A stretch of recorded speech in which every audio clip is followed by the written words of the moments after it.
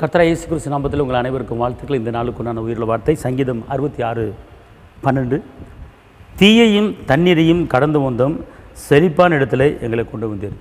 தீயையும் தண்ணீரையும் கடந்து வந்தோம், செழிப்பான இடத்தில் நடத்தினீர். எத்தனை பிரச்சனை மத்தியில் நடந்தாலும் முடிவு செழிப்பு. எத்தனை துக்கத்தின் மத்தியில் நடந்தாலும் முடிவு செழிப்பு.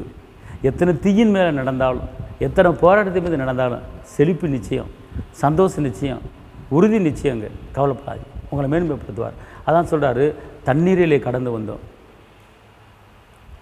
தீயிலே கடந்து வந்தோம், ஆனால் முடிவு எங்களை அதோட கைவிடலை.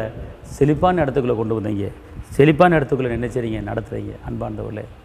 அதனால் இந்த நாட்களிலே பல சோதனையிலே நடந்துட்டேன், பல வேதனையிலே நடந்துட்டேன், பல பிரச்சனையிலே நடந்துட்டேன், முடிவு என்னன்னு தெரியல அப்படின்றீங்களா? முடிவு செழிப்பு தாங்க, முடிவு வெற்றி தாங்க, முடிவு விடுதலை தாங்க, முடிவு சந்தோஷங்க, முடிவு சமானாங்க. சந்தோஷமாக இருங்க. அல்லேலூயா. உபத்திரப்பட்டது நல்லது, கர்த்தருடைய பிரமாணங்களை நீங்கள் கற்றுக்கொண்டீங்க. புரியுதுங்களா?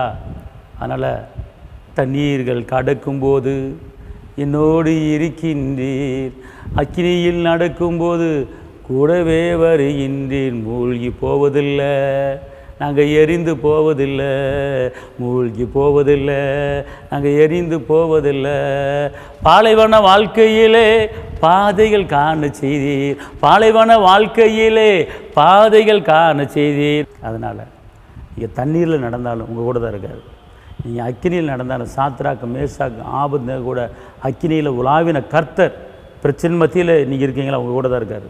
வேதனை மத்தியில் இருக்கீங்களா, அவங்க கூட தான் இருக்கார். முடிவு செழிப்பு, முடிவு உயர்வு, முடிவு மேன்மை, சந்தோஷமாக இருங்க.